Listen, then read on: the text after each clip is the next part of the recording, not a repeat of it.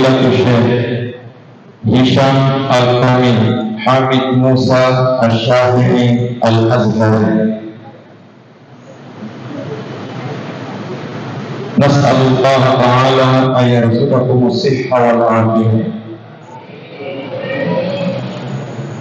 Anakku semua, santri dan santriwati, al-talaba fi Ma'had Darul Da'wah wal Irsyad Makoso, yang kita muliakan bersama, al-mukarramun, para asatidz, guru-guru kita di pondok pesantren Nurul Makoso yang sempat hadir.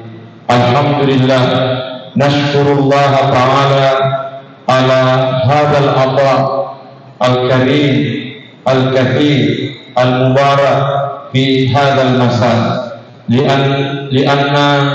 li'annahu bisababi huduri syekhina al-karim Syekh Hisham Al-Kamil min al-Azhar Asy-Syarif. Sebuah kesyukuran besar kita panjatkan kehadiran Allah Subhanahu wa ta'ala, karena di sore ini kita mendapatkan nikmat yang besar dari Allah dengan kehadiran seorang ulama besar dari Mesir, guru besar kita, syekh kita yang insya Allah kehadirannya akan mendatangkan banyak keberkahan kepada kita semua. Awalan nurafiq bi huduri syekhina, kita mengucapkan selamat datang atas kehadiran guru besar kita, dan kita sama-sama nusallim alaih, kita sama-sama memberi salam kepada syekh dengan sama-sama mengucapkan assalamualaikum warahmatullahi wabarakatuh.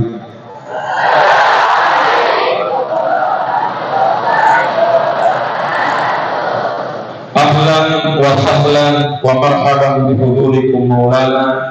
Indonesia huwa biladikum atsani.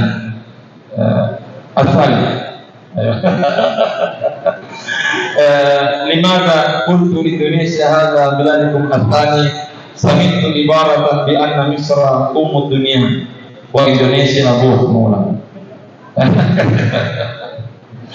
Hadirin yang dimuliakan Allah Subhanahu wa ta'ala, kita ucapkan selamat datang atas kehadiran guru besar kita, dan insya Allah beliau akan bersama kita selama 4 hari, dan ada beberapa kitab yang insya Allah akan dibaca. Kita tahu kitab yang pertama yang akan kita baca pada kesempatan kali ini adalah kitab Minhajul Arifin. Silakan dibuka yang sudah punya kitabnya. Kitab Minhajul Arifin oleh Al-Imam Al-Ghazali rahimahullahu ta'ala.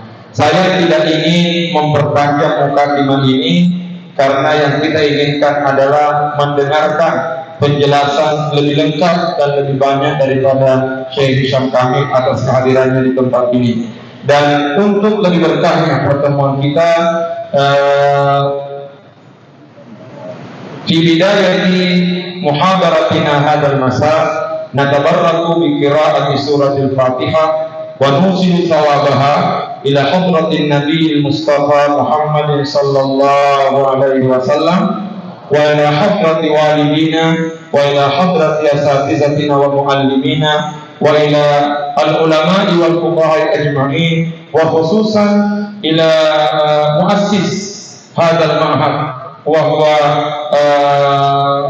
sahibul fadilah al-manqur lahu al-hajj Abdurrahman Ambudalli. Ala hadhihi niyyah wa kulli niyyatin salihah. Al-Fatihah. A'udzu billahi minasy syaithanir rajim. Bismillahirrahmanirrahim. Alhamdulillahi rabbil alamin. Ar-Rahmanir Rahim. Maliki yaumiddin. Iyyaka na'budu wa iyyaka nasta'in. Ihdinas siratal mustaqim. Siratal ladzina an'amta 'alaihim ghairil maghdubi 'alaihim waladdallin. Amin. Dan selanjutnya kita lanjutkan dengan sama-sama membaca salawat asy-Syafi'iyah. Allahumma shalli ala sayyidina ashabi makhluqatika sayyidina Muhammad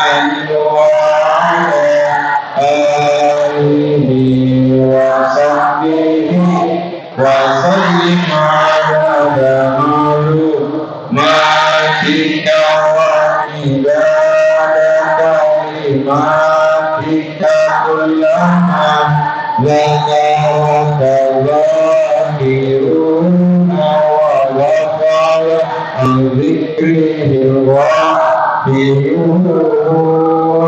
Selanjutnya waktu dan tempat kita serahkan kepada guru besar kita untuk memulai muhadarah pada kesempatan kali ini. Ya.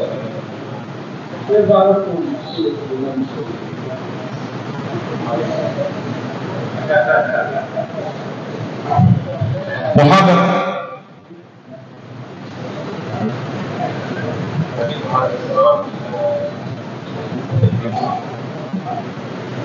Insyaallah hadil muhadarah saya tajim Ustazna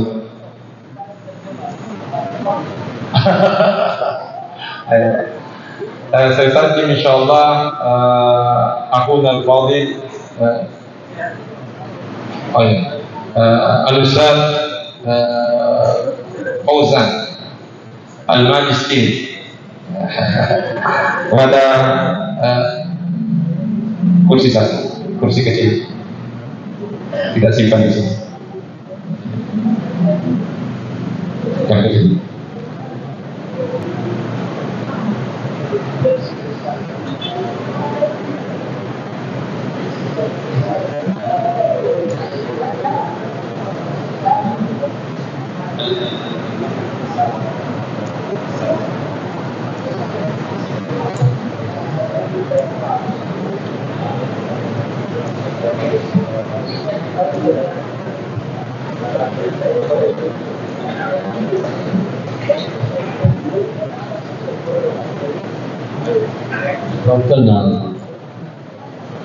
أعوذ بالله من الشيطان الرجيم. بسم الله الرحمن الرحيم. الحمد لله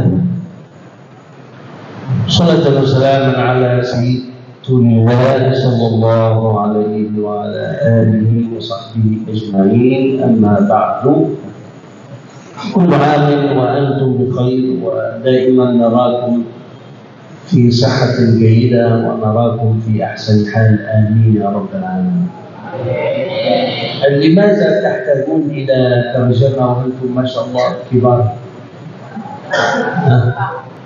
الترجمة للصغار وأنتم ما شاء الله في الكلية كبار، فلماذا الترجمة؟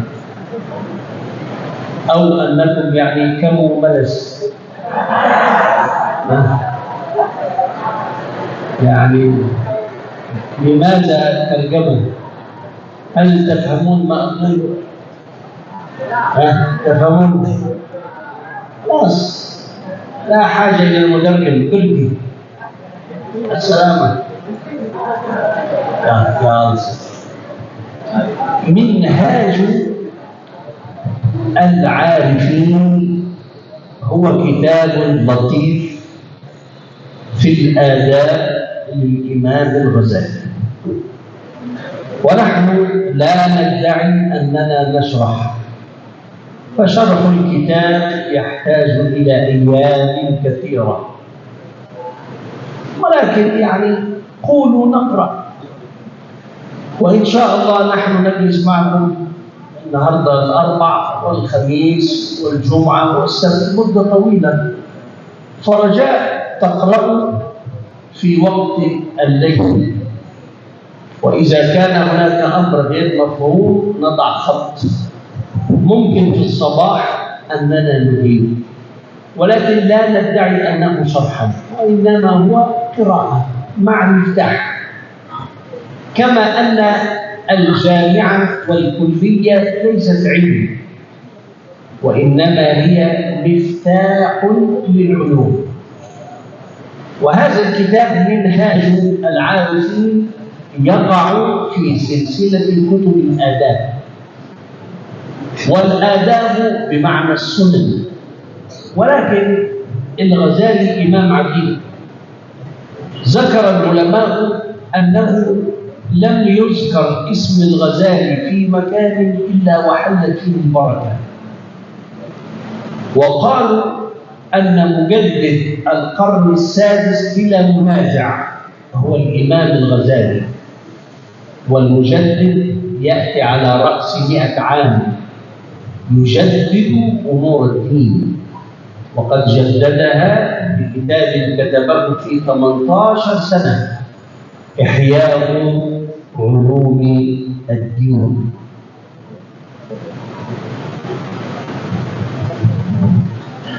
Bismillahirrahmanirrahim.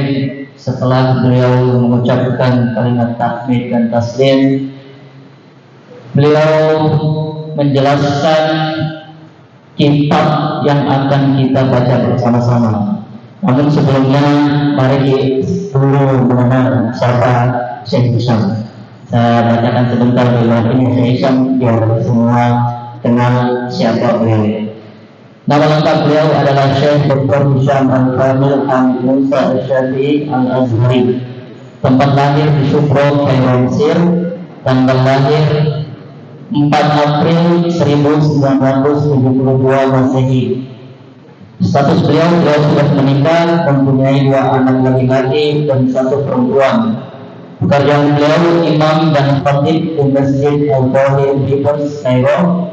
Pendidikan beliau S1 Universitas Al-Azhar, Fakultas Syariah dan Perundangan, lulus pada tahun 1995. Kemudian S2 di Akademi John Hooker, Inggris, bidang fikih Islam, lulus pada tahun 2008. Kemudian S3 di Akademi yang sama, John Hooker, Inggris, bidang fikih Islam, lulus pada tahun 2012. Beliau mengucapkan kullu amin wa antum bikhair. Ini merupakan sebuah doa yang biasa orang Mesir mengatakan atau menyampaikan kepada kawannya atau kepada murid-muridnya, yang artinya semoga setiap tahun kalian berada pada keadaan yang baik. Kemudian beliau juga mendoakan kita semua semoga menjadi orang-orang yang bermanfaat bagi nusa dan bangsa. Kitab Minhajul Arifin ini merupakan kitab ringkas tentang adab-adab yang ditulis oleh Al-Imam Al-Ghazali. Beliau juga menyampaikan bahwasanya ini bukan majelis syarah. Kita akan syarah tetapi tidak semuanya disyarah, tidak semuanya dijelaskan. Karena kalau semuanya dijelaskan pasti butuh waktu yang sangat-sangat lama. Maka beliau menyampaikan silahkan nanti dibaca, kemudian seandainya ada yang tidak dipahami, karena kita masih lama daurahnya, ada 4 hari, mungkin di daurah terakhir bisa bertanya apa yang belum bisa dipahami. Kemudian beliau juga menyampaikan bahwasanya majelis ilmu itu seperti kunci, sama halnya di universitas. Universitas itu bukan tempat untuk kita mendapatkan seluruh ilmu, tapi hanya kunci untuk kita mendapatkan ilmu-ilmu yang akan kita dapatkan pada nantinya. Adab artinya sunnah. Adab-adab itu artinya sunnah atau sesuatu yang baik. Kemudian juga menyampaikan bahwasanya Al-Imam Al-Ghazali, ketika nama Al-Ghazali disebutkan di dalam satu tempat, maka keberkahan akan turun di tempat tersebut. Ini merupakan tanda bahwasanya Imam Al-Ghazali merupakan wali Allah yang sangat besar. Kemudian beliau menyampaikan bahwasanya Imam Al-Ghazali merupakan mujaddid. Mujaddid adalah seseorang yang membawa perbaruan di dalam agama, artinya merupakan ulama yang sangat besar, ulama yang sangat baik, karena setiap abad itu pasti ada satu ulama yang sangat hebat. Nah, maka abad ke-6 ini diambil oleh Al-Imam Al-Ghazali, yaitu buku yang kita kenal bersama, kitab Ihya Ulumuddin. Berapa tahun beliau menulis Ihya Ulumuddin? 18 tahun. وكتب الإمام الغزالي لها ترقي فأول كتاب نقرأه اسمه أيها الولد، وهذا من أخطر الكتب. فيه 26 نداء. أيها الولد. مين الولد؟ طالب من طلاب الإمام الغزالي قال: يا مولانا، قرأت على يديك 40 عاما، فما فائدة العلوم؟ فأجابه الإمام الغزالي في كتاب سماه خلاصة تصانيف التصوف. خلاصة تصانيف التصوف، وكتبه باللغة الفارسية، وترجمه مولانا محمد أمين الكردي صاحب تنوير القلوب. عرف بأيها الولد. خلاصته: علم بلا عمل كشجر بلا ثمر.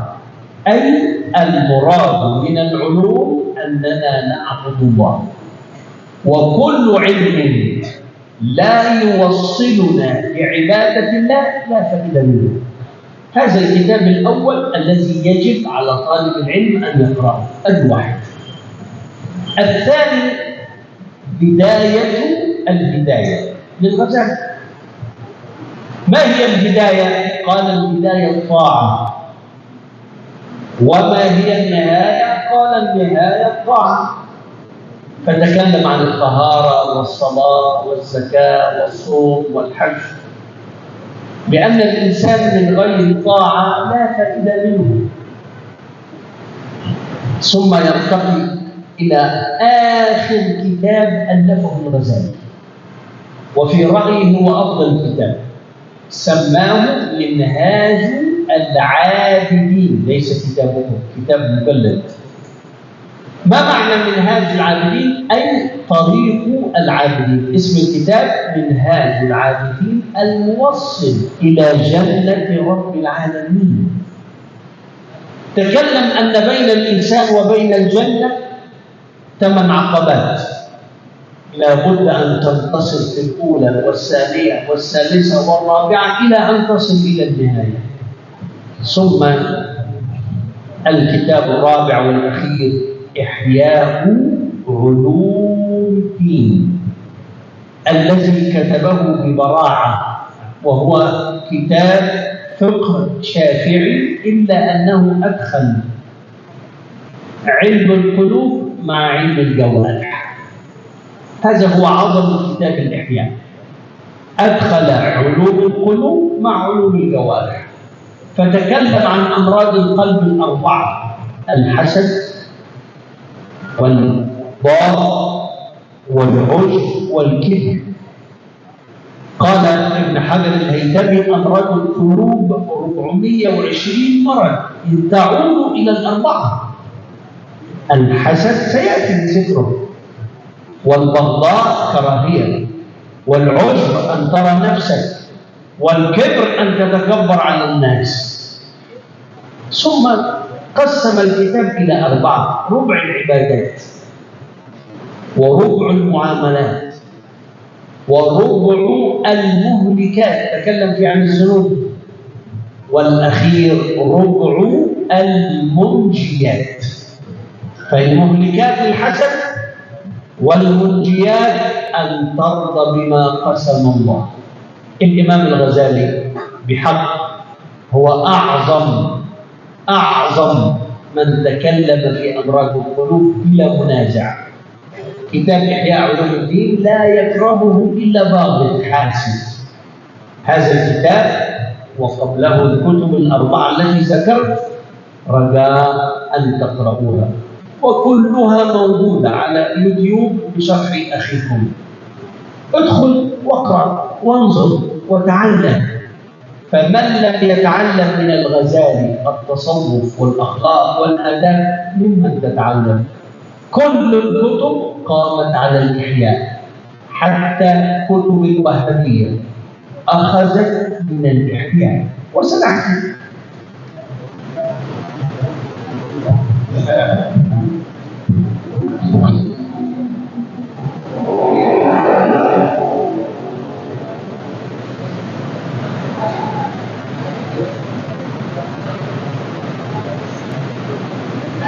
Kemudian beliau menjelaskan tentang buku-buku atau kitab-kitab Imam Al-Ghazali.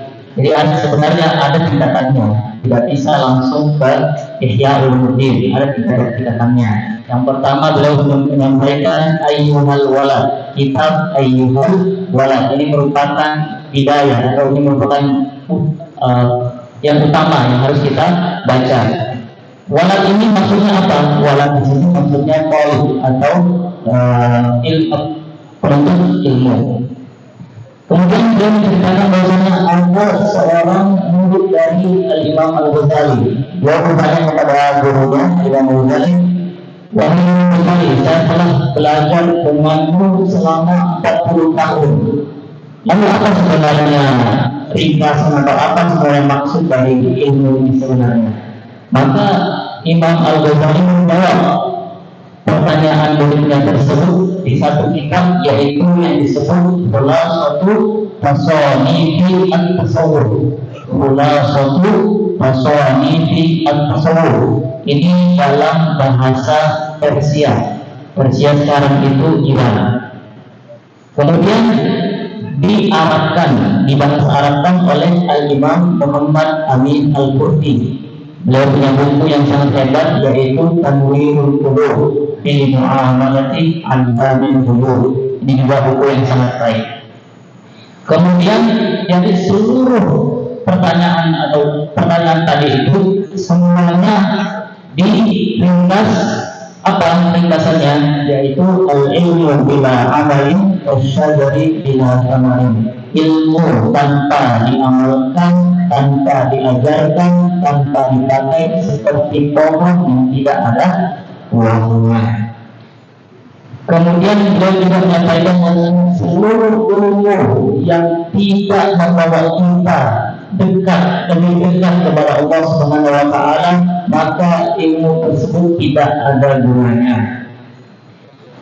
Itu yang pertama tadi, Ayyuhal Walad. Kemudian buku yang kedua, setelah selesai Ayyuhal Walad, silahkan membaca buku Bidayatul Al-Hidayah. Bidayatul Al-Hidayah. Apa maksudnya Bidayatul Hidayah? Yaitu semuanya tentang ketaatan. Nah, di dalam buku ini, di dalam kitab ini menjelaskan semuanya, taharah, salat, zakat, puasa dan lain-lain. Kemudian setelah menjelaskan hidayah, lanjut ke Minhajul Al-Abidin. Bukan kitab yang kita baca sekarang. Minhajul Abidin merupakan syarah atau penjelasan dari Ihya Ulumuddin. Nah, di dalam kitab Minhajul Abidin ini menjelaskan bahwasanya antara manusia dengan surga, antara hamba Allah dengan manusia dengan surga ada 8 derajat. Bagaimana seorang manusia hamba Allah sampai ke surganya Allah Subhanahu wa Ta'ala, maka dia harus melewati 8 derajat tersebut. Ketika selesai dari Minhajul Abidin, terakhir Ihya Ulumuddin. Ihya Ulumuddin. Ihya Ulumuddin ini merupakan kitab yang sangat hebat, sangat besar, sangat indah. Di dalamnya ada fikih Syafi'i plus tasawuf. Fikih Syafi'i plus tasawuf. Di dalam buku tersebut juga tentang ilmu-ilmu hati dan percakapan atau perbuatan. Beliau menyampaikan bahwasanya ada 4 penyakit hati. Yang pertama dengki, yang kedua marah, yang ketiga selalu ingin dilihat, ujub, dan yang terakhir takabur. Maka 4 penyakit hati ini bisa kita hilangkan ketika kita membaca kitab Ihya Ulumuddin. Di dalam kitab Ihya Ulumuddin juga ada bagian-bagiannya. Bagian pertama 1/4 pertama tentang ibadah, 1/4 kedua tentang muamalah, 1/4 ketiga tentang murjiat. Ini hal-hal yang bisa membawa kita kepada kehancuran. Salah satunya yaitu dengki, dan yang terakhir adalah al-munjiat. Munjiat itu apa? Maksudnya kita ridho dengan apa yang telah diberikan oleh Allah Subhanahu wa Ta'ala.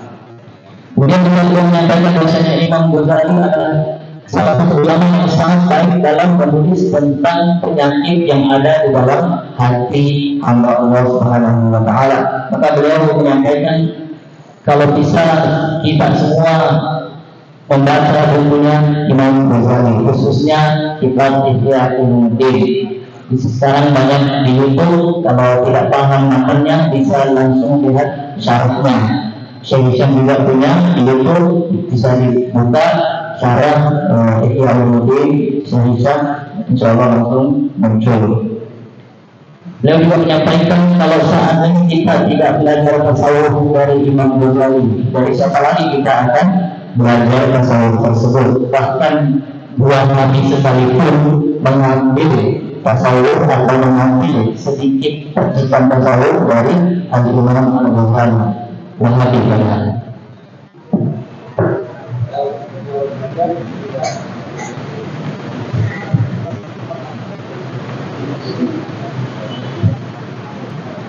Bismillahirrahmanirrahim.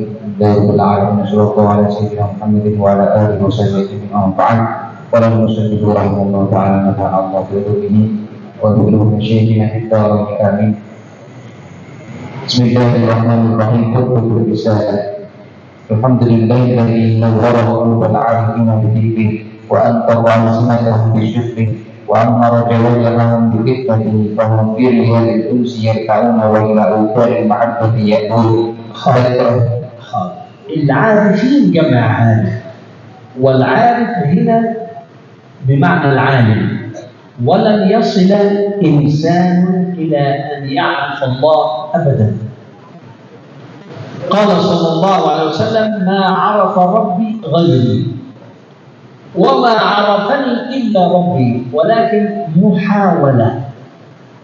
فنحن لن نستطيع أن نعرف الله حق المعرفة، ولكن محاولة. كيف نعرف الله؟ عن طريق الصفات وليس عن طريق الذات. فمن تفكر في الصفات وصل، أما من تفكر في الذات فقد ضل وأضل. قال العلماء: كل ما خطر ببالك فالله بخلاف ذلك. أكرر: كل ما خطر ببالك، كونت صورة عن الله، فالله بخلاف ذلك، لأن الله لا يتصور. قال تعالى: ليس كمثله شيء. هذه عقيدة جميلة وسهلة. والإمام الغزالي في الإحياء له كتابين، هو في البداية العقائد الكبرى والعقائد الصغرى. العقائد الكبرى والعقائد الصغرى في أول الإحياء. شرح العقائد الصغرى الإمام زروق، عالم كبير من علماء القرن التاسع.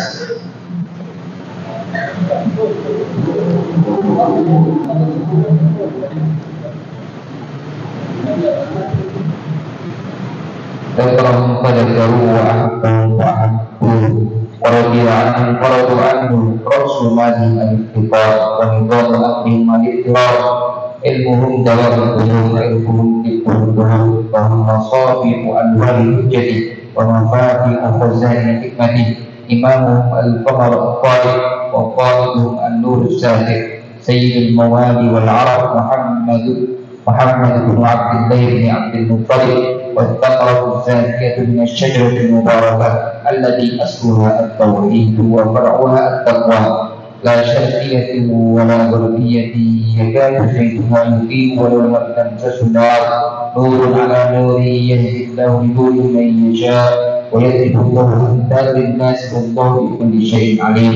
ومن لم يجعل الله له نورا فما له من نور. صلى الله عليه وسلم صلاة تنور في السماوات آثارها وتعلو في جنان الخلد أنوارها وتتم في مشاهد الأنبياء أخبارها وعلى آله وأصحابه. هذه المقدمة أعلمنا فيها المؤلف ماذا يريد، وهو طهارة القلوب. وإذا كانت المقدمة تشتمل على المطلوب تسمى في البلاغة براعة الاستهلاك. براعة استهلال، أي من صدر الكتاب فهمنا المراد أنه يتكلم عن أمراض القلوب. أما إذا كانت المقدمة لا تدل على المطلوب مثل الحمد لله رب العالمين والصلاة والسلام على أشرف المرسلين، أما بعد، تسمى مقدمة مقتضبة، مقتضبة أي مختصرة. لكن هذه المقدمة هي فيها براعة استهلال أن الشيخ يتكلم في أمراض القلوب. لماذا؟ إن الله لا ينظر إلى صوركم ولكن ينظر إلى قلوبكم التي في الصدور، إنها لا تعمى الأبصار، يعمى إيه؟ ولكن تعمى القلوب التي في الصدور. لأن الإنسان إذا رأى بعينه هذا يرى الظاهر، أما إذا رأى بقلبه رأى الباطن، والمؤمن يرى بنور الله. هذا هو المراد من الكتاب. فخلاصة منهاج العارفين أن المؤمن يرى بنور الله، ومحط يعني مكان أنظار الله إلى قلب الإنسان. ممكن يكون وجهه ما شاء الله متهم، لكن هاتي هتام، ما فائدة؟ ما فائدة؟ لا فائدة. لكن الله ينظر دائما إلى القلب الذي فيه أنوار. والفرق بين هتام وهشام نقطة. ما شاء الله يعرفون عربي، لا نريد مدرب تفعل مظاهرة.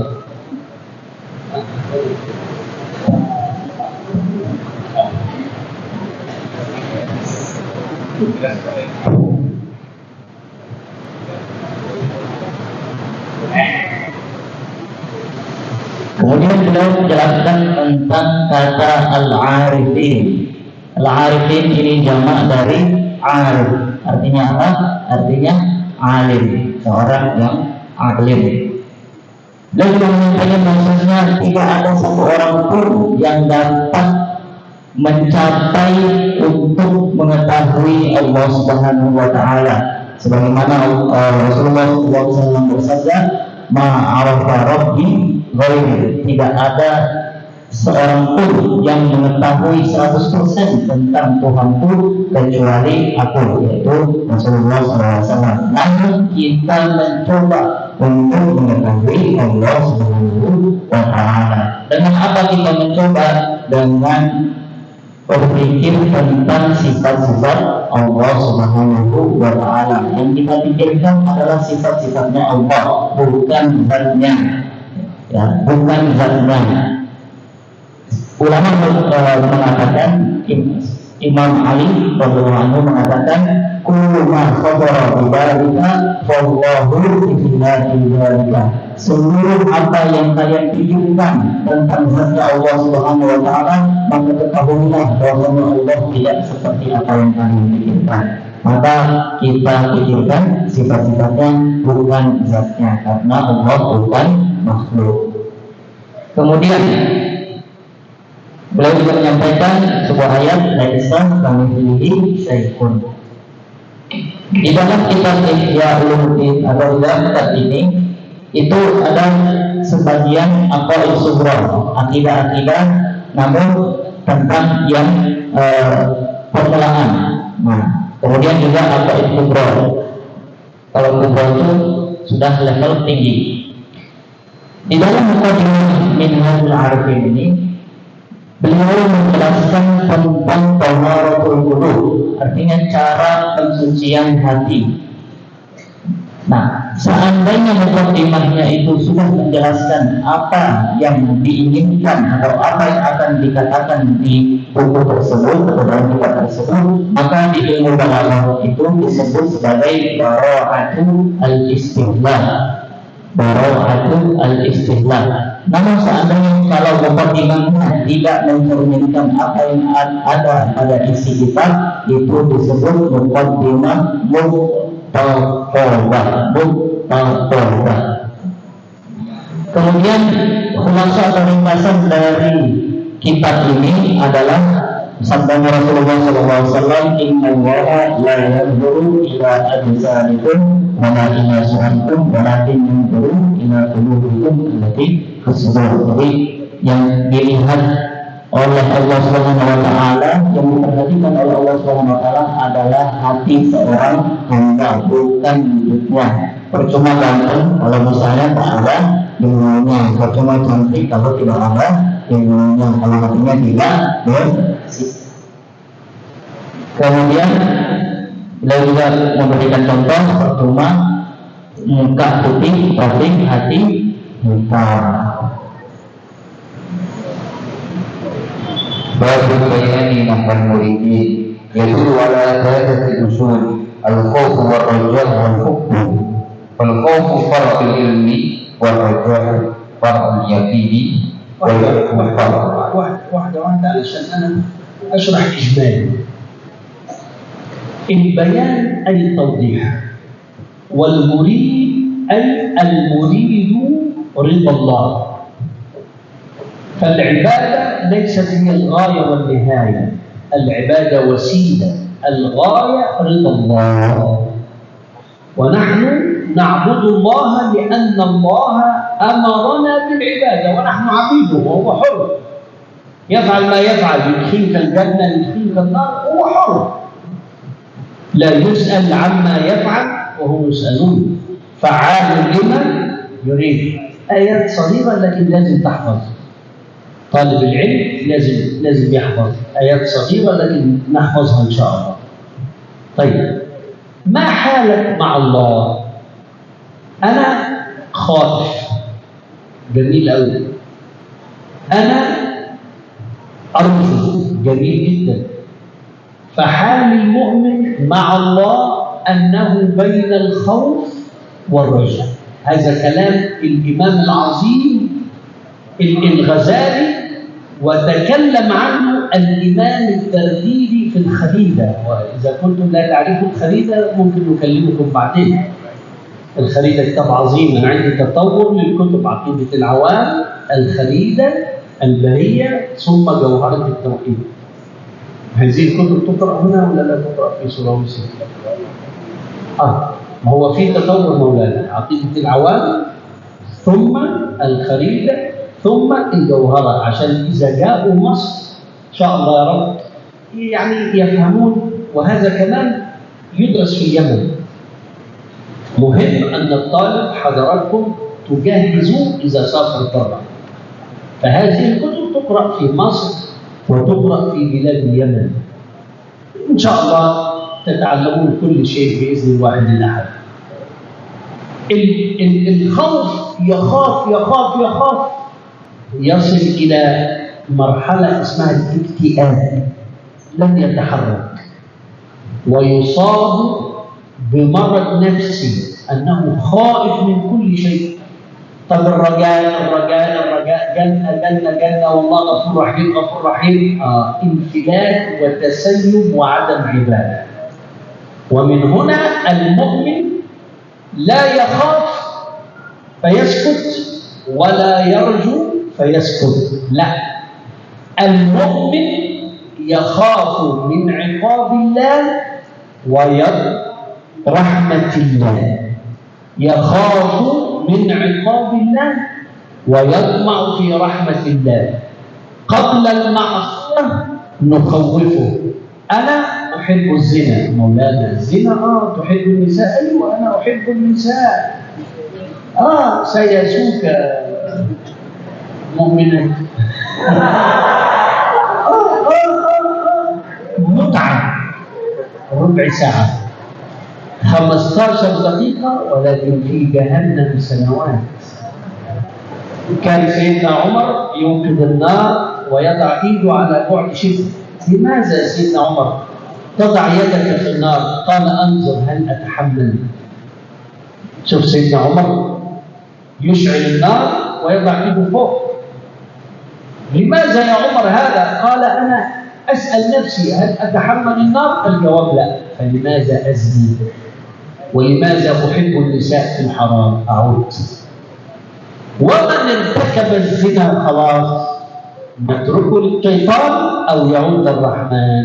عود، الله غفور رحيم، وباب التوبة مفتوح، ولم يغلق باب التوبة إلا إذا وصلت الروح إلى الحلقوم، لا يستطيع التوبة، أو خرجت الشمس من المغرب، هنا يوم القيامة. قبل ارتكاب المعصية أخوفه، بعد ارتكاب المعصية نستعمل الرجاء حتى يعود إلى الدين. قال صلى الله عليه وسلم: من قال لا إله إلا الله دخل الجنة وإن زنى وإن سرق، لا يكفر مسلم بذنب. هذا أول ما يجب على المريد أن يعرف.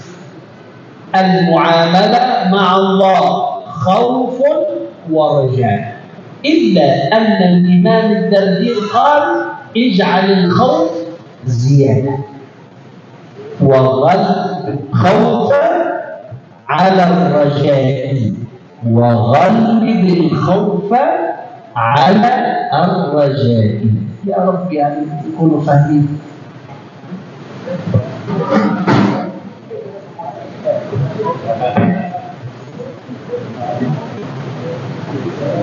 Kemudian beliau menjelaskan tentang kata al-bayan. Al-bayan ini maksudnya at-tauhid atau penjelasan. Sedangkan al-murid artinya adalah ridho Allah Subhanahu wa Ta'ala, atau seorang murid atau seorang yang ingin belajar, apa tujuannya? Yaitu ridhonya Allah Subhanahu wa Ta'ala.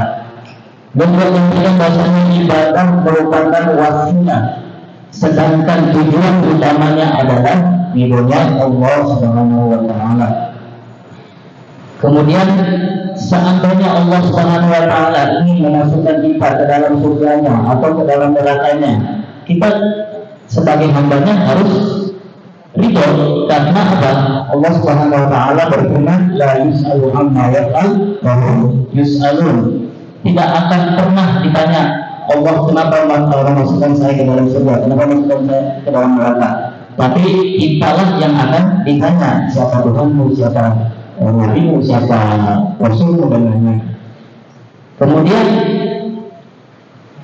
keadaan seorang mukmin atau seorang muslim itu antara dua, yaitu ketakutan dan harapan. Sebagaimana yang dijelaskan oleh Al-Imam Ad-Dardir di kitabnya yaitu Al-Gharibah. Beliau menyampaikan bahwasanya di dalam kitab atau mempelajari ilmu akidah ada 3 kitab yang harus dipelajari. Secara yang pertama yaitu Aqidatul Awal. Ini merupakan pemula. Setelah itu langsung ke tengah yaitu Al-Gharibah Al-Bahiyah dari Imam Ad-Dardir, Imam Ad-Dardir. Setelah itu baru ke level tertinggi yaitu Jawharatul Tauhid. Nah, ketika 3 buku tersebut sudah dipahami dan sudah dikuasai, maka insya Allah kita akan menjadi hamba Allah yang sangat luar biasa. Kemudian beliau juga menyampaikan bahwasanya kan dua keadaan seorang mukmin, antara takut dan berharap. Seandainya seorang mukmin itu selalu takut, maka dia akan terkena psikologis. Karena selalu takut akan dimasukkan ke dalam neraka, takut akan dihukum, takut akan diini dan itu. Nah, begitu juga dengan kalau misalnya kita selalu berharap, terus kita berharap kepada Allah Subhanahu wa Ta'ala, padahal kita ibadah kita tidak banyak, misalnya kita tidak sholat, tapi kita berharap kepada Allah agar Allah memasukkan kita ke dalam surganya. Maka terlalu sering takut dan terlalu sering berharap ini merupakan salah satu hal yang tidak baik bagi seorang muslim. Namun Imam Ad-Dardir mengatakan wa'wadul khawfan ala roja. Jadi kita selalu sering takut, lebih banyak takutnya daripada berharapnya. Kemudian dia takut apa intisarinya? Intisarinya adalah dia takut dari takut dari hukuman Allah Subhanahu wa Ta'ala, dan yang itu puas dia puas dengan rahmatnya Allah Subhanahu wa taala. Artinya apa? Artinya apapun yang Allah berikan kepadanya maka dia ridho. Kemudian dia juga memberikan sebuah contoh seorang yang berzina. Seorang yang berzina memang nikmatnya sebentar, 5 menit, 15 menit, tapi hukumannya neraka. Jangan sampai kita menikmati 15 menit tapi ujung-ujungnya masuk ke dalam neraka. Maka tidak sebanding kenikmatan tersebut dibanding hari akhir nanti. Bahkan Sayyidina Umar radhiyallahu anhu pernah menyalakan sebuah api, kemudian menaruh tangannya di atas api tersebut. Ditanyalah oleh para sahabat, apa yang kamu lakukan wahai Umar? Beliau menjawab, saya mencoba untuk bertahan di atas api. Apakah saya mampu bertahan di neraka nanti? Bayangkan, itu sahabat Umar. Umar saja yang sudah pasti masuk surga masih sempat memikirkan beliau masuk neraka, apalagi kita sebagai muslim yang biasa. Kemudian beliau juga menjelaskan bahwasannya pintu taubat tidak akan ditutup kecuali ketika dalam dua keadaan. Keadaan yang pertama ketika ruh kita sudah sampai ke tenggorokan sehingga kita sudah tidak bisa mengucapkan kata-kata apapun. Atau keadaan yang kedua adalah munculnya matahari dari barat atau hari kiamat. Kemudian juga beliau menjelaskan bahwasanya bangsa dalam hadis Rasulullah SAW, "Man qala la ilaha illallah dakhala al-jannata wa in zana." Barang siapa yang mengatakan la ilaha illallah walaupun ia berzina, ia akan tetap masuk surga, tapi transit dulu dan neraka. Tapi jangan sampai dalam pikiran Pak, tidak apa-apa begitu kan, penting kita di ujung-ujungnya masuk surga. Tapi jangan meremehkan neraka itu tidak sebanding api yang ada di dunia. Sekalipun sebanding ya akan kita akan mati, dan sangat intinya neraka itu tidak bisa kita remehkan. Nah, maka muamalah kita sebagai hamba Allah Subhanahu wa taala itu dua tadi, antara takut dan berharap. Tapi lebih banyak takutnya daripada berharapnya. Yaitu al-khawfu wal-raja'u wal-hubbu. Al-khawfu far'ul ilmi wal-raja'u far'ul yaqini wal-hubbu far'ul ma'rifah. Fadalilul khawfi al-harab wa dalilul raja'i al-talab wa dalilul hubbi al-ithar wal-maqbul. Wa mithlu dhalika al-haram wal-masjid wal-ka'bah. فمن دخل حرم الإرادة أمن من الخلق، ومن دخل المسجد أمنت جوارحه أن يستعملها في معصية الله تعالى، ومن دخل الكعبة أمن قلبه أن يشتغل بوجود ذكر الله عز وجل. فإذا أسبح الحق لزمه أن يحضر في ظلمة الليل ونور النهار ويعلم أن أحدهما إذا ظهر عزل صاحبه عن الولاية، فكذلك نور المعرفة إذا ظهر عزمة المعاصي عن الجوارح. فإن كان حالة يرضاها بحلول الموت شكر الله تعالى على توفيقه وعصمته، وإن كانت حالة الموت انتقل عنها بصحة عاجلة وكمال الجود، وعلم أن لا رجع إلى الله إلا إليه، كما أنه لا وصول إليه إلا إليه، فندم على ما أفسد من عمره بسوء اختياره، واستعان بالله على تأهيل قومه من الدروب وتصفية بائنه من العيوب، وقطع زنار الغفرة عن قلبه، وأطفأ نار الشهوة عن نفسه، واستقام على طريق الحق وركب عن جهة الصدق. فإن النهار دليل الآخرة والليل دليل الدنيا، والنوم شاهد الموت والعبد قائم على ما أسلفه ونائم على ما انقلب. يقول الله عز وجل: ينبه الإنسان يومئذ بما قدم وأخر ويد الأحكام. الأحكام جمع حكم، والحكم هو خطاب الله تعالى المتعلق بأفعال المكلفين والمكلفين إنس والجن. على جهة الاقتضاء 4: واجب، حرام، مستحب، مكروه، أو تخيير الجواز. هذه أقسام الحكم التكليف 5. ولا يوجد شيء في حياة الإنسان إلا ويعود إلى 5. يجب أن أصلي العصر، حرام أشرب خمر، مستحب أصلي الضحى، مكروه ترك صلاة الضحى، جائز نأكل أرز، نأكل مكرونة، جائز.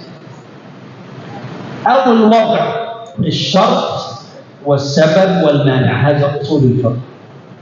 لكن ما هو الحكم هنا؟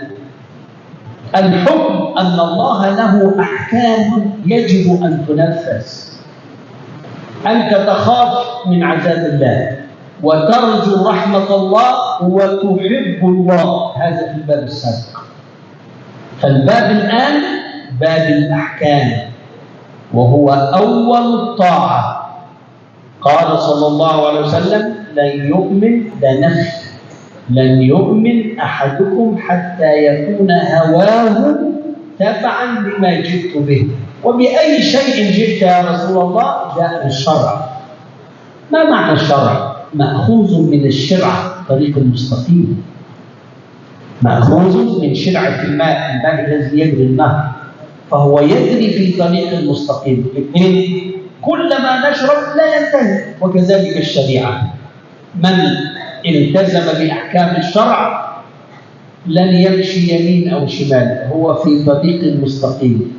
اثنين: الشريعة لا تنتهي، وخيرها لا ينتهي، لأنها من الله، والله قديم باقي، لا أول لوجوده ولا آخر لوجوده. قال تعالى: هو الأول والآخر. أنا بس يعني أحاول أختصر، لكن كلام الإمام كلام جميل أوي وكلام رائع، وليتكم تحفظون بعض العبارات تفيد الشباب في الخطب وتفيد البنات والشباب في إلقاء الدروس. وما أقوله مع ما يقوله الإمام إن شاء الله يكون كتاب جيد. منهاج أي طريق العارفين، أي الذين يريدون أن يعرفوا الله بقدر المستطاع.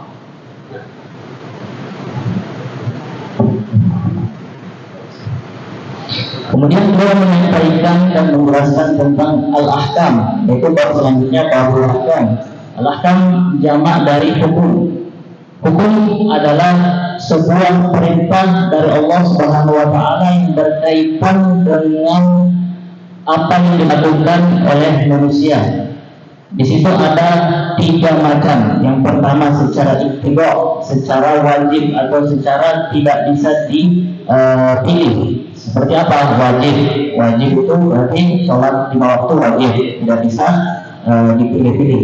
Kemudian haram, tidak boleh minum bir, maka itu sudah pasti tidak boleh dipilih-pilih. Kemudian makruh, contohnya seperti buang air kecil di danau yang tidak mengalir. Kemudian mustahab seperti sholat duha. Sedangkan yang kedua yaitu alat takhir, boleh dipilih, artinya apa? Boleh dikerjakan atau boleh ditinggalkan. Seperti apa? Makan nasi, makan coto Makassar dan lain-lain. Kemudian al-waqtu, yang ketiga al-waqtu, yaitu ada 3 macam di dalam al-waqtu ini: sebab, syarat, dan larangan atau al-mani. Kemudian Allah Subhanahu wa taala memiliki hukum-hukum yang harus dijalankan. Maka di bab ini kita akan bersama menjalankan atau belajar apa hal-hal yang harus kita kerjakan. Sebagaimana Rasulullah SAW bersabda, "La yu'minu ahadukum hatta yakuna hawahu tab'an lima jitu bih." tidak akan sempurna keimanan seseorang sampai hawa nafsunya itu mengikuti apa yang saya bawakan, yaitu apa? Syariat. Kalau seandainya kita mencintai atau ingin menjadi muslim yang 100%, maka silahkan mengikuti syariat. Syariat itu apa artinya? Artinya thariqun mustaqim, jalan yang lurus. Syariat itu diambil dari kata syir'atun ma. Syir'atun ma itu artinya apa? Sebuah air yang terus mengalir dan terus akan ada. Artinya apa? Artinya syariat itu terus akan ada sampai hari kiamat. Kemudian dia juga menyampaikan bahwasanya buku ini cukup untuk sangat baik ketika dipelajari untuk tahun Jumat, kemudian untuk baris-baris atau pelajaran-pelajaran di dalam kemudian Minhajul Arifin. Apa artinya Minhajul Arifin?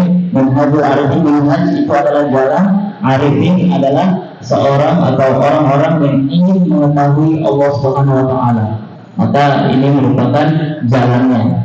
Dengan apa? Dengan melihat bab-bab yang ada dalam buku tersebut.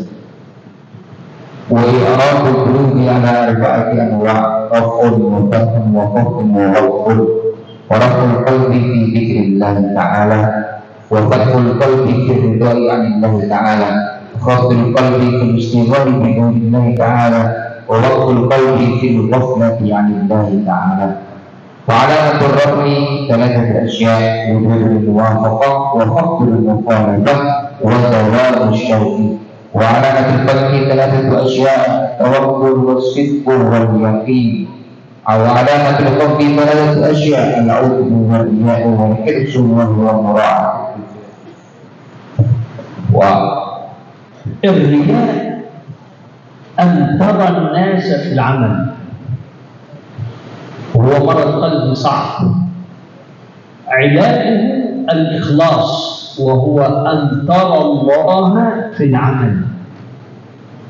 الكل سيعمل. مثلا أنا أبني مسجد جميل زي هذا كده، مولانا لماذا بنيت المسجد؟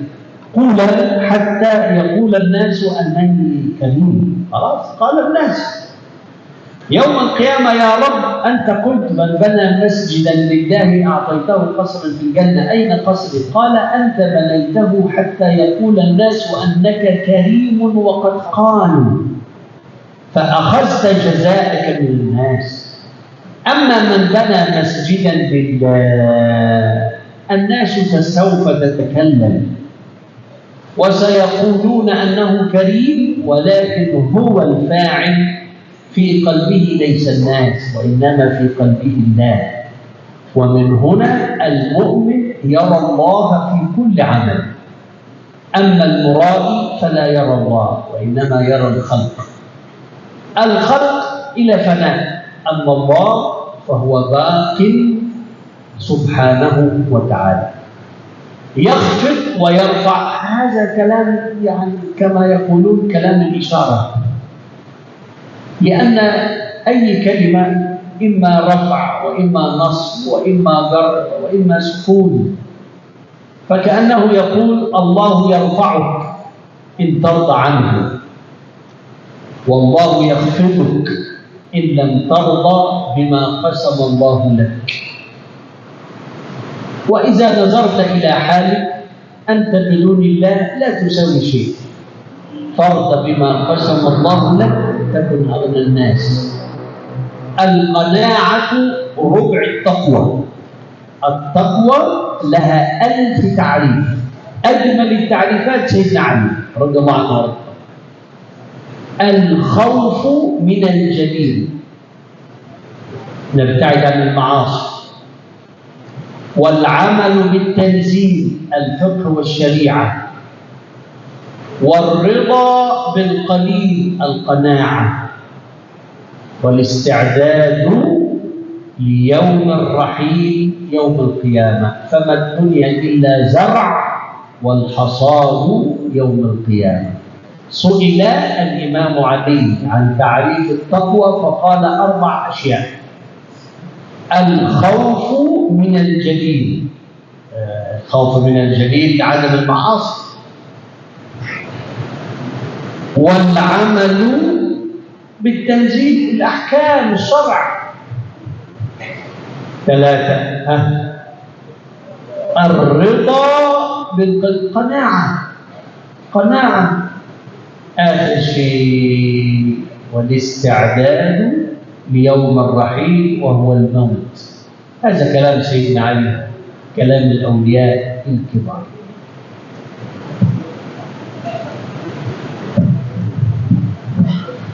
Kemudian beliau menjelaskan tentang kata riya. Apa artinya riya? Misalnya saya mau melihat. Nah, jadi apa? Ketika seorang itu melakukan sesuatu, tapi yang dia tujukan adalah agar manusia melihat dia, bukan karena Allah Subhanahu wa Ta'ala. Dan riya ini merupakan penyakit hati yang sangat sulit untuk dihilangkan. Maka bagaimana cara kita hilangkan? Dengan ikhlas, memperbanyak ikhlas. Ikhlas itu apa? Menjadikan Allah Subhanahu wa Ta'ala sebagai tujuannya. Maka beliau menjelaskan dengan sebuah permisalan.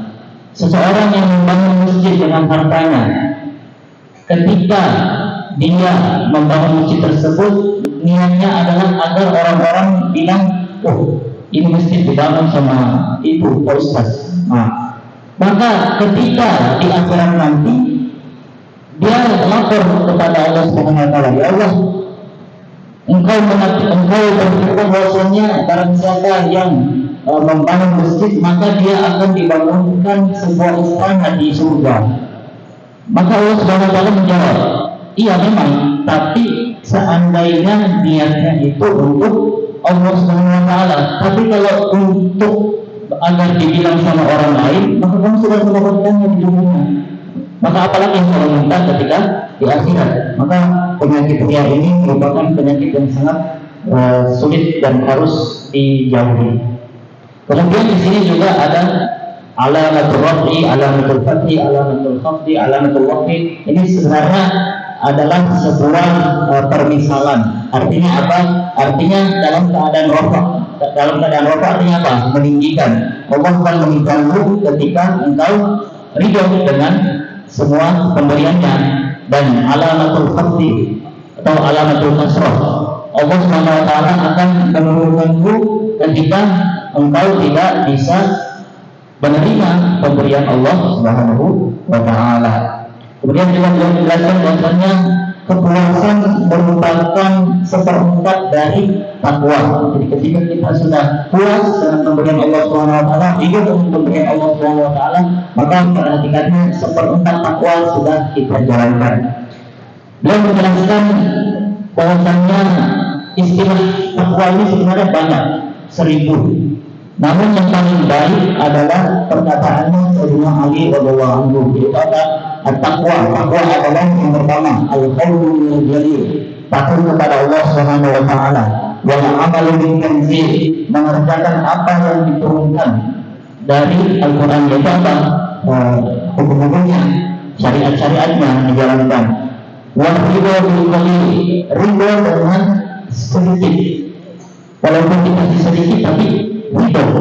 Dan yang terakhir al-isti'dadu li yaumir rahim, bersiap-siap untuk menghadapi hari kepergian, yaitu ketika meninggal. Kemudian beliau juga menjelaskan bahwasannya dunia ini seperti tanaman. Jadi kita di dunia ini menanam, sedangkan di akhirat kita memanen. وعلامة الوقت 3 أشياء: زوال حلاوة الطاعة، وعدم مرارة المعصية، والتباس الحلال. باب الرعاية. قال رسول الله صلى الله عليه وسلم: طلب العلم فريضة على كل مسلم، وهو علم الأنفاس، ويجب أن يكون نفس المريد شكرا أو عذرا. علم الأنفاس لأن العلم مستفاد من كلام الرسول صلى الله عليه وسلم، والرسول يتكلم، الصحابة كانت تتنفس. هذا ما يسمى علم الأنفاس، وهو علم الحديث. أنا الآن أتكلم في هواء يخرج. الطالب عندما يتكلم الشيخ يصب أنفاسه، فمن هنا الرسول صلى الله عليه وسلم يلقي الحديث، الصحابة تأخذ، التابعين تأخذ، ويسمى علم الحديث بعلم الأنفاس، أي أنفاس الرسول صلى الله عليه وسلم التي خرجت منه عندما كان يلقن الصحابة الحديث. وإن شاء الله عندما نقرأ كتب الحديث نحكي معنى الحديث وتعريفه إن شاء الله.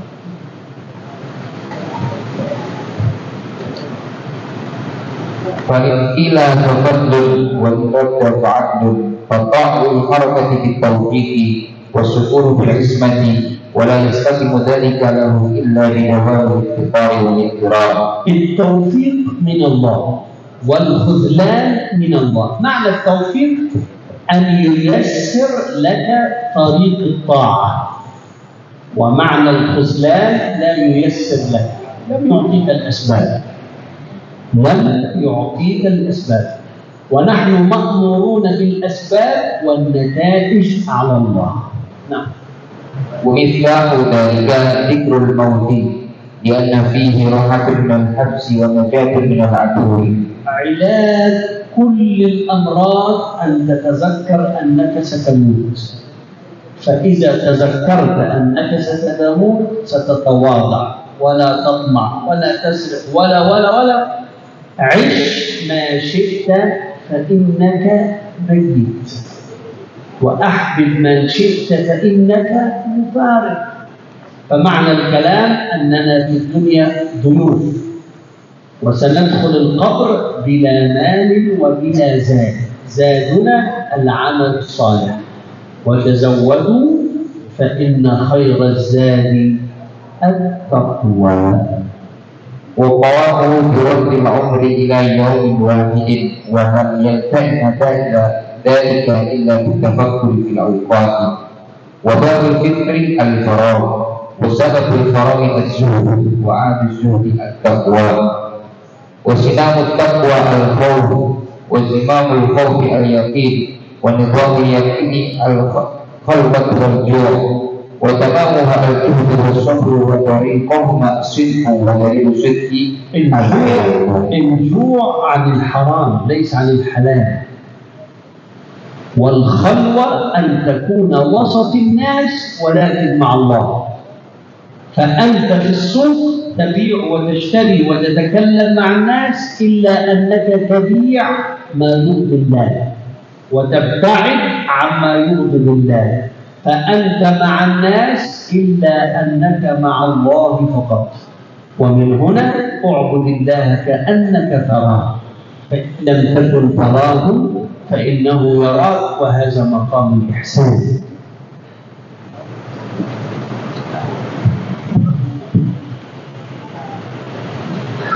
Kemudian beliau menjelaskan tentang ilmu anfas. Apa artinya ilmu anfas? Kalau kita bahasa Indonesia kan ilmu nafas.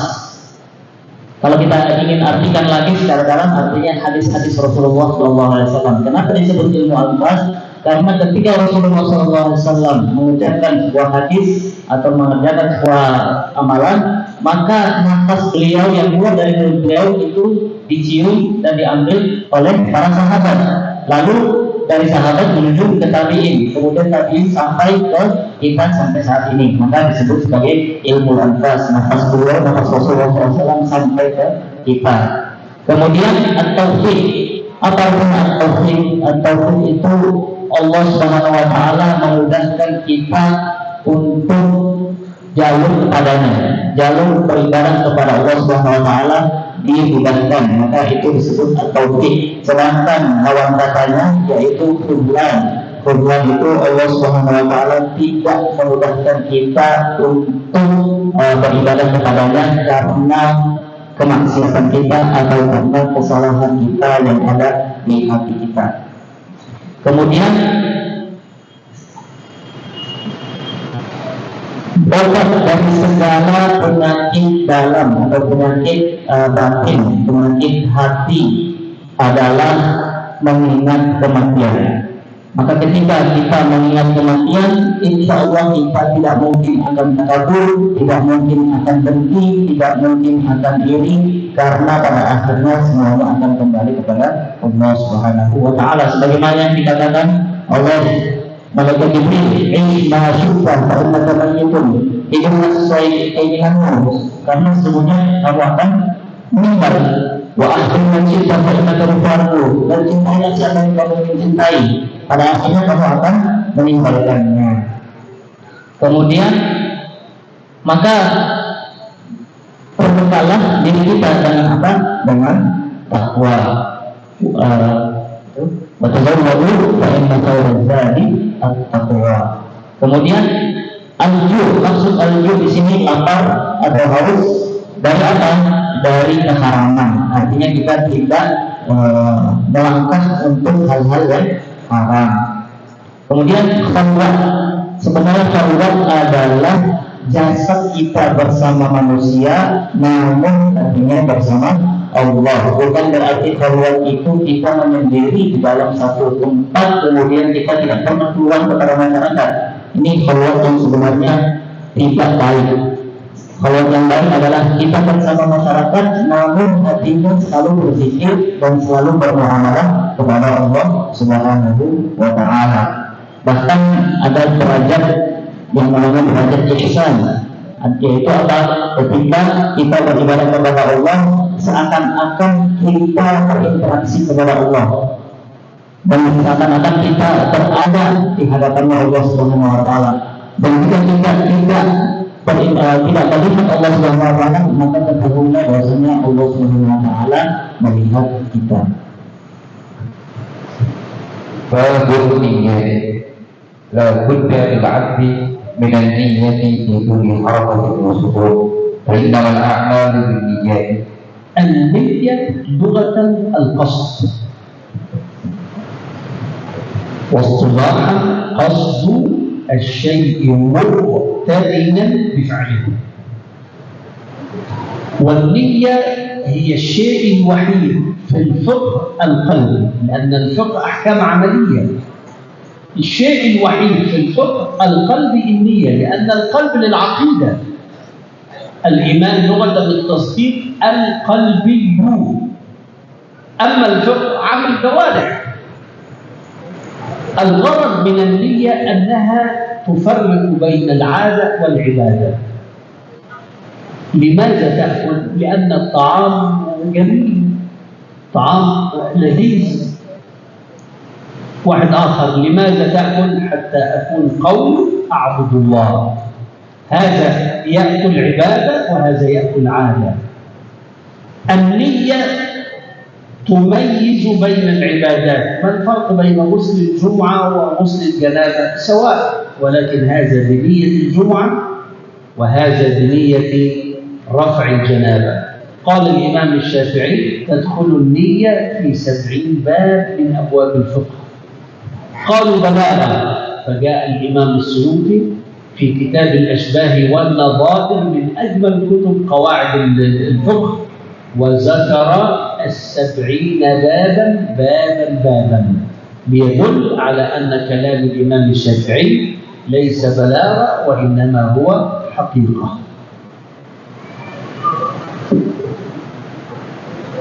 فإنما الأعمال بالنيات ولكل امرئ ما نوى، ونية المؤمن خير من عمله، والنية تختلف على حسب اختلاف الأوقات، وصاحب النية نفسه منه في تعب، والناس منه في راحة، وليس شيء على المريد أصعب من حب النية.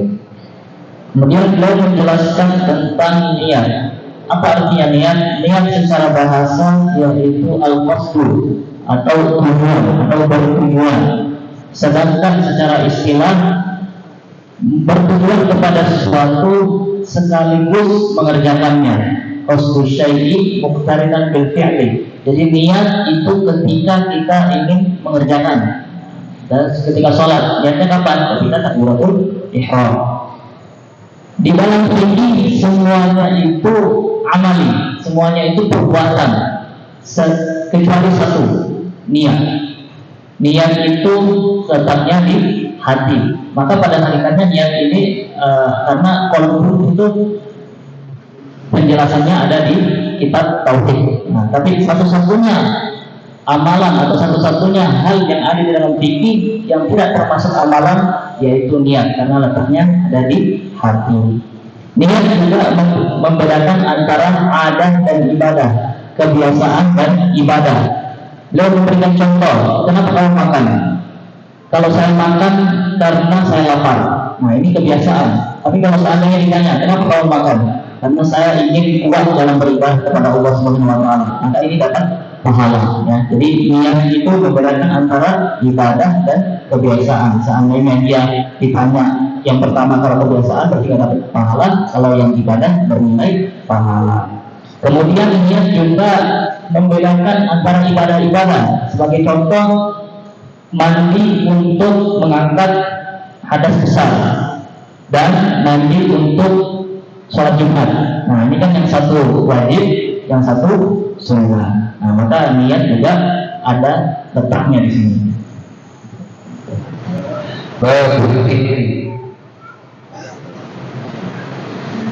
Ij'al qalbaka qiblatan lisan wa syuratan dzikri haya al-uluhiyyah wa haibat al-rububiyyah.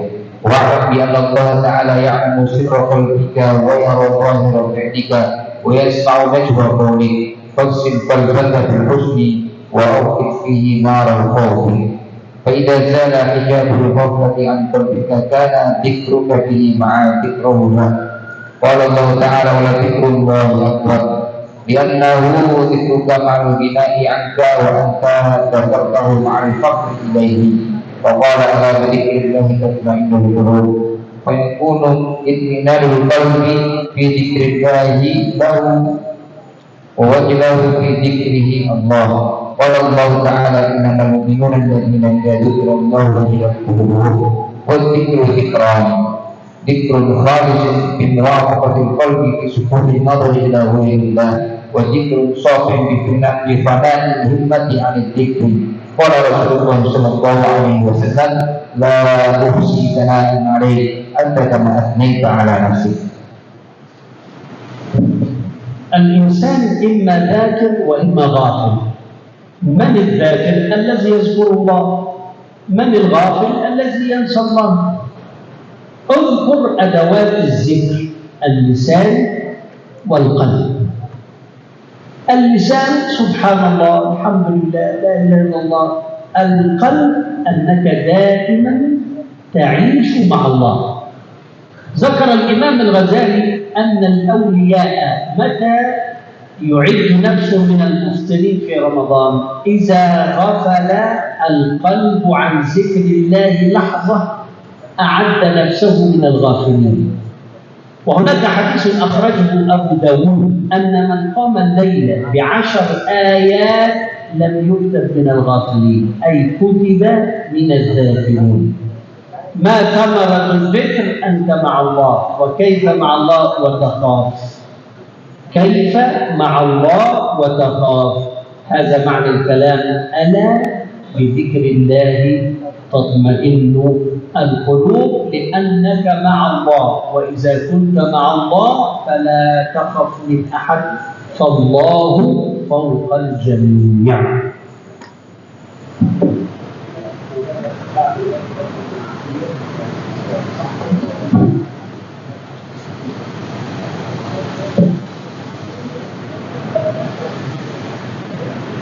Kemudian beliau menjelaskan bahwasanya manusia itu antara dua keadaan. Satu mengingat kepada Allah Subhanahu wa Ta'ala, dan satu lalai kepada Allah Subhanahu wa Ta'ala. Maka ada waktu zikir atau alat-alat untuk zikir itu ada dua. Yang pertama al-lisan, lidah. Yang kedua al-qalb, hati. Lisan itu seperti apa? Seperti ketika kita mengucapkan subhanallah, alhamdulillah, dan seterusnya.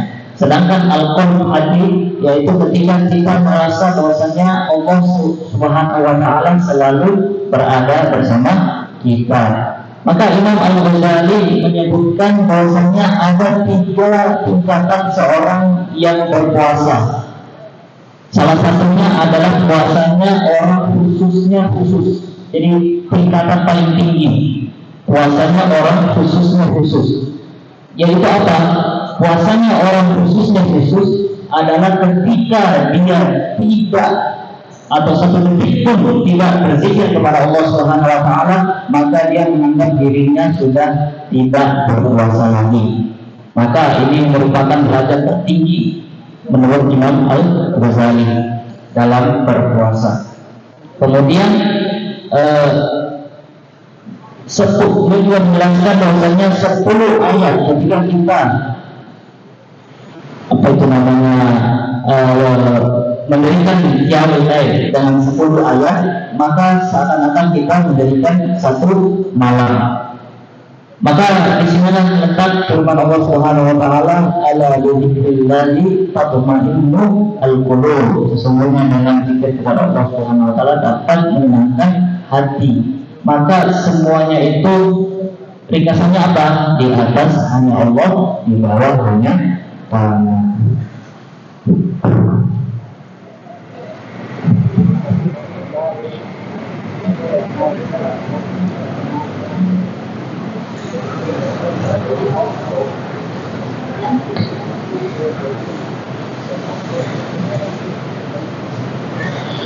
Alhamdulillah, sesi pertama muhadarah kita telah selesai dan sekarang kita siap-siap untuk salat maghrib secara berjamaah.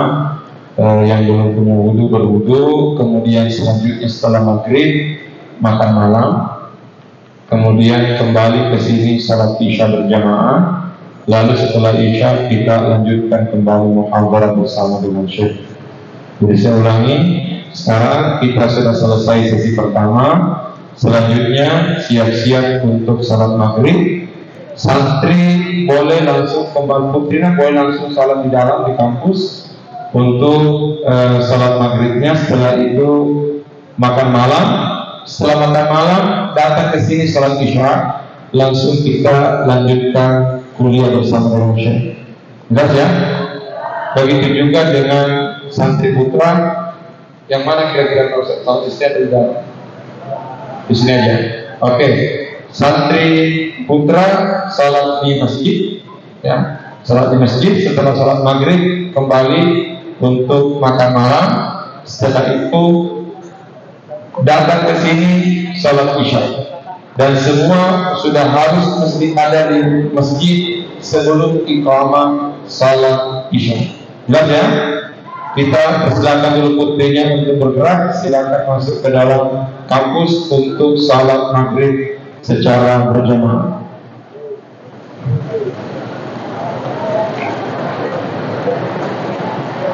Jadi khusus untuk malam ini